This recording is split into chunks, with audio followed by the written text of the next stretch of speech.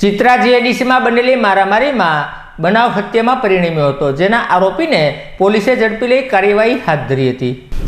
ચિત્રા જીઆઈડીસીમાં રહેતા અને ત્યાં જ કામ કરતા શ્રમિક સુરેન્દ્રકુમાર જયેશરાજ રાજભર અને તેના મિત્ર સૂરજકુમાર તિલકરાજ રાજભર વચ્ચે દારૂ પીવાના પૈસા માગવા બાબતે ઝઘડો થયો હતો। એ સમયે ઉશ્કેરેલા સૂરજકુમારે ધોકા વડે સુરેન્દ્રકુમારના માથા ઉપર ગંભીર ઈજા કરતા તેમને સારવાર અર્થે ખસેડવામાં આવ્યા હતા, જ્યાં સારવાર બાદ તેમના 3 દિવસે મૃત્યુ પામતા પોલીસે હત્યાનો ગુનો નોંધ્યો હતો, જ્યારે આરોપી સૂરજકુમાર તિલકરામ રાજભરને પોલીસે ઝડપી લઈ ધોરણસરની કાર્યવાહી હાથ ધરી હતી।